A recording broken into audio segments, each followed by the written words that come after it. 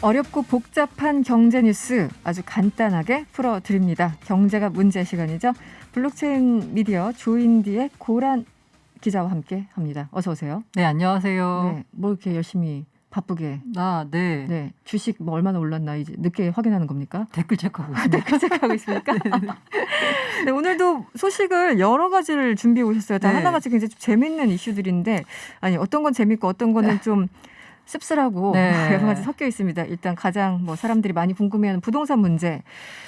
서울 아파트 절반 이상이 9억 원이 넘는다. 이런 조사 결과가 나왔네요. 진짜 네. 많이 올랐네요. 네. 제가 뭐 TMT라서 좀 말이 많을 테니까 네. 우리 앵커님께서 잘 끊어주셔야 됩니다. 이거는 약간 저한테 맡기세요.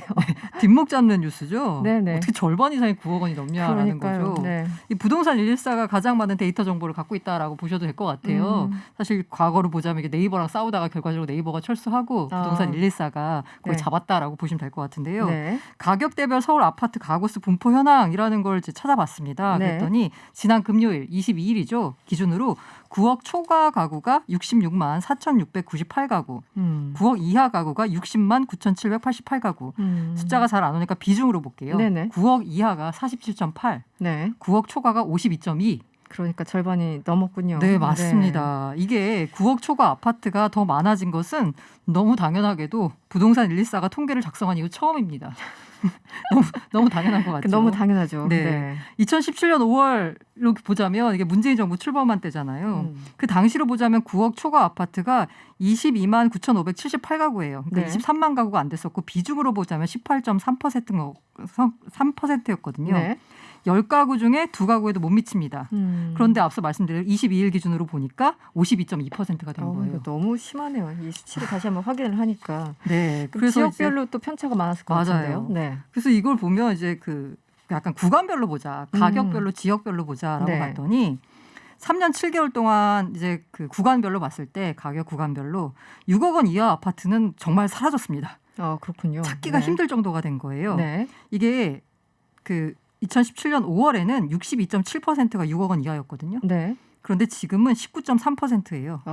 54만 가구가 사라졌습니다. 그러네요. 반면에 6억 초과, 9억 초과, 15억 초과는 모두 다 증가했는데 특히 15억 초과 같은 경우에는 네. 옛날 기준으로 보자면 와 진짜 비싸다. 네. 정말 보기 드물다라고 네, 네. 했던 아파트였는데 어쩌다 있는 것 같은데. 네 맞아요. 근데 지금으로 보자면 21.7%나 15억 초과 아파트입니다. 15억 초과. 네, 이걸 또 이제 그 자치구별로 보자면 네. 전반적으로 상향 평준화가 됐습니다. 예를 들면 2017년 5월에는요. 25개 자치구 가운데 제가 구 이름은 밝히지 않겠습니다. 네, 네. 7개 자치구가 9억 원 초과 아파트가 한 가구도 없었어요. 근데 현재는 하나도 9억 없었다. 초과 아파트가 없는 자치구가 제로입니다. 제로. 제로. 게다가 이게 9억 초과 아파트 비율을 보자면 네. 강남, 서초, 용산 있잖아요. 여기는 90%가 넘습니다. 90%가 넘는다. 네네네. 그냥 여기 있는 아파트는 대충 감은 잡고 있었는데 웬만하면 그냥 9억 원 넘는구나라고 생각하시면 될 것 같아요. 진짜 퇴근길에 뒷목 잡는 뉴스를 저희가 네네. 전달해서 너무너무 죄송한데 어쨌든 부동산 114 분석이 이렇게 나왔다고 하니까 또 어쩔 네. 수 없이 또 환기를 시켜드려야죠. 9억 원 이상이면 이 항상 이제 부동산 관련해서 뉴스 네, 보면은 맞아요. 뭐 9억 원 이상 이하 이렇게 기준점이라는 게 있지 않습니까? 그 기준이라는 건데 지금 상황과는 맞지 않는 것 같아요. 절반이 넘어가 버리면. 이게 네. 닭이 먼저 달걀이 먼저냐인데 네.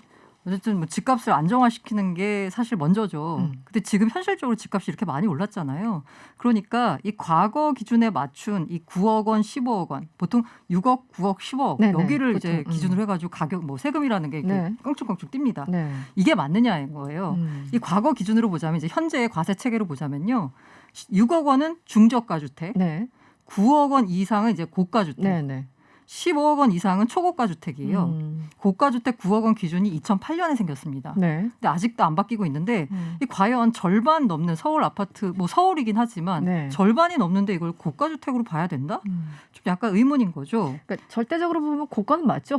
네, 9억이 맞아요. 넘었으니까. 근데 이게 비싼 거죠, 엄청나게. 맞아요. 네. 이게 그냥 절반이 넘게 됐으니까. 상대평가를 하니까. 네. 그래서 이제 9억 원의 기준이 뭐냐면 1주택자로 자라고 하더라도 9억 원을 초과하면 양도 차익에 대해서는 세금을 내야 되고요. 네. 취득세도 3.3%로 9억 원 이하 주택보다 1.1%포인트 더 냅니다. 게다가 이제 그 규제 지역, 서울이 다 해당되겠죠. 네네. 담보 인정 비율, LTV가요. 9억 원 초과되면 20%로 줄어들고요. 15억 원이 넘어서면 아예 제로입니다. 제로. 이게 지금 그 이명박 대통령 당시에 6억 원에서 2008년 6억 네네. 원에서 9억 원으로 끌어올렸어요. 이거를. 12년 전에. 네네. 네. 근데 이게 13년째 그냥 유지되는 거거든요. 네네. 그래서 이걸 좀 재고할 때가 됐다. 현실화할 때가 됐다라는 얘기가 나오고 있습니다. 세금 부분도 그렇고 이제 주택 주담보대출 어느 정도 비율로 네네. 인정할 것인가 이런 모든 전반에 대해서. 근데 이걸 또 보자면 또 이렇게 얘기하시는 분들이 있어요. 그렇게 자꾸 부동산을 가지고 투기를 하고 뭐 투자인지 투기인지 모르겠지만 아무튼 투기를 해가지고 가격이 이렇게 올라왔는데 세금을 많이 때려야지 그러면 이 투기 세력이 사라져서 가격이 안정화될 거 아니냐. 뭐 그럴 수 있죠. 라고 또 얘기하시는 분들도 하신 분들 있어요. 분명 계시죠. 이게 네. 관점의 차이인 것 같은데 네 그렇습니다. 관점의 차이입니다. 정작 세금 낼 사람들은 뭐 내가 올린 거 아니잖아. 뭐 네, 이렇게 맞아요. 또 뭐 억울하다 얘기하시는 분들이 있는데 또 정반대 입장 아주 팽팽하죠. 네, 이런 맞습니다. 세금 문제에 있어서는 지환 킴님이 저게 정상가가 아니잖아요. 아마 9억을 말씀하시는 것 같은데 누가 살 수 있냐고요. 이분은 문장을 차마 완성하지도 못하시고 힘이 들으셨는지 점점점으로. 네, 지환 킴님. 그리고 에릭님 문자 자주 주시는 분인데 9억짜리 집이 거래가 되나요? 이런 문자도 주셨고 작은 나무 1님은 왜 기준이 9억이냐 또 이런 문자도 주셨네요. 당시 뭐 평균치가 있었겠죠. 네네. 2008년 당시에. 네. 그런데 이제 보통 집값이 이렇게 오르면 거품 한번 또 꺼지겠지. 언젠가 네네. 내려오겠지. 이러면서 안 살 것 같은데도 정작 보면은 올해는 꼭 집을 사야 되겠다 이런 분들도 꽤 많다며요. 이게 이렇게 많이 네. 올랐으니까 이게 그냥 모든 자산 가격이 그렇지만 많이 올랐다 싶으면 사람들이 안 사니까 가격이 다시 떨어지거든요. 네, 보통 경제적인 그 패턴은 그렇잖아요. 그렇죠. 원래는. 네. 최근 들어서 이제 주식을 포함해가지고 부동산은 늘 그래왔고 자산 가격 버블이 일어나고 있습니다. 네네. 근데 부동산은 과거에도 많이 올랐기 때문에 여기서 더 오를까 지금 사는 게 맞냐라는 얘기들이 나오고 있는데요. 네. 일단 이 매수 대기자들의 심리는 사야 된다. 사야 된다. 라는 의견이 많습니다. 네. 한국부동산원이요. 지난주 월요일 기준으로 수도권 아파트 매매 수급 지수를 조사해 봤더니 전주보다 9포인트 올랐어요. 네. 117.2 이게 2012년 7월 통계 작성 이후 가장 높습니다. 전국 아파트로 봐도 114.7이에요. 네. 그럼 매매 수급 지수가 뭐냐라고 보면 그 회원 중개업소, 이 부동산 사무소죠. 네, 여기 네. 설문을 합니다. 그리고 인터넷 매물 건수 등을 분석을 해서 수요와 공급 비중을 지수화했습니다. 그래서 중립이면 100이에요. 네네. 100보다 낮으면 공급이 더 많은 거예요. 네네. 그러니까 시장에 이제 매물이 넘쳐나니까 그렇죠.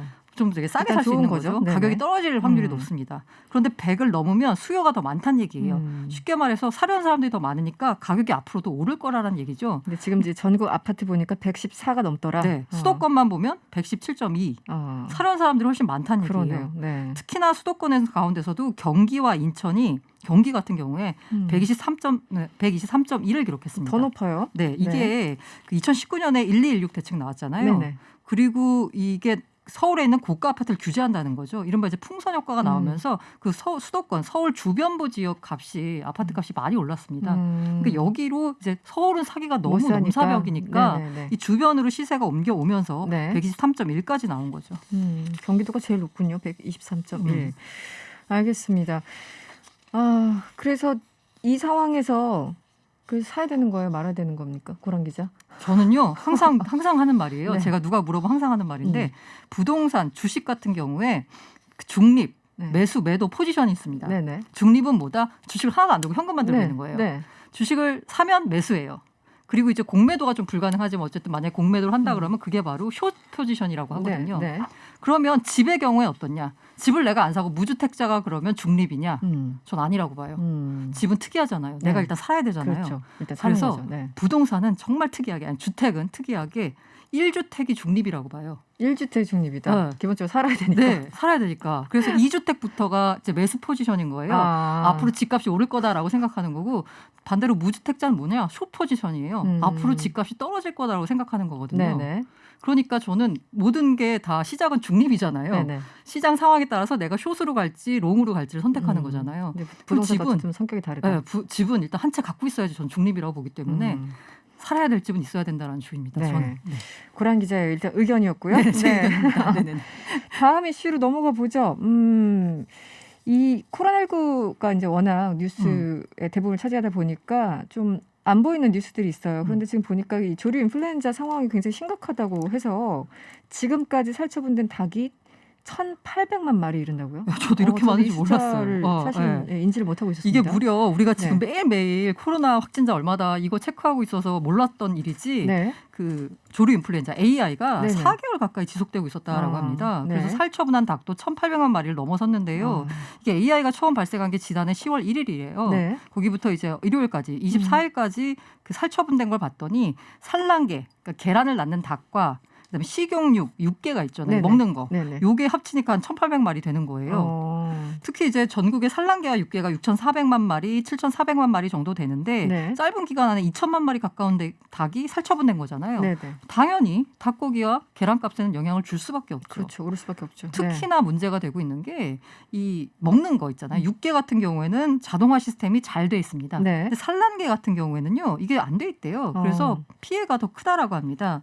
그래서 22일 기준으로 특란 10개당 소비자 가격이 2,203원이었는데 네. 평년 대비해서 25% 정도 올랐다라고 합니다. 올랐네요. 네. 네, 육개 가격은 그나마 덜 올라서 17.7% 정도 비싸진 거고요. 네. 제가 실제로 이걸 느끼는 게 뭐냐면요. 네네. 그 이 주말에 그 치킨을 마트? 하나 시키려고 앱을 켰더니 네. 육개 공급 사정에 의해서 뭐 원하는 메뉴가 없을 수도 있다. 이런 안내문이 뜨더라고요. 그렇게 아예 안 되면 뜹니까? 네네네.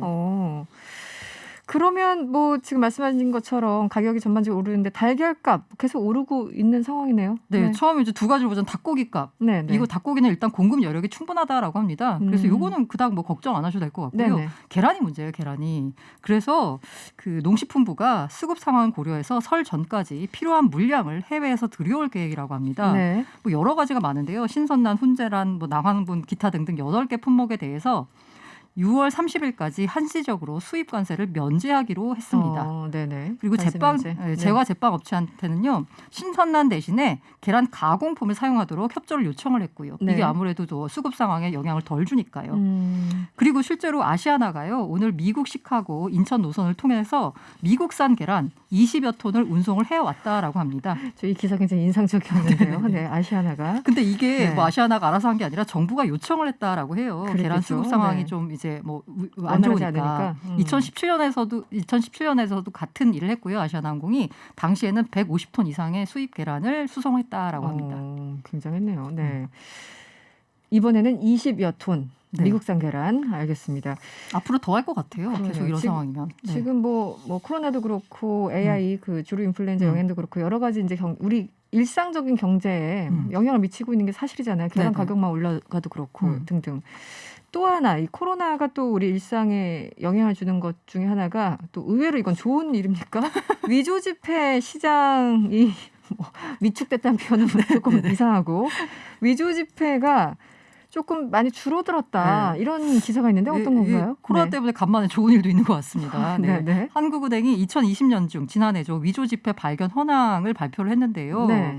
이게 272장이 나왔다라고 합니다. 네. 근데 이게 그 통계 공표가 98년에 처음 됐거든요. 네. 이후에 최저치를 경신했다라고 합니다. 최저치. 네. 네. 그럼 왜 위조 지표가 이렇게 적게 나왔냐? 네. 뭘 만나서 현금을 써야죠.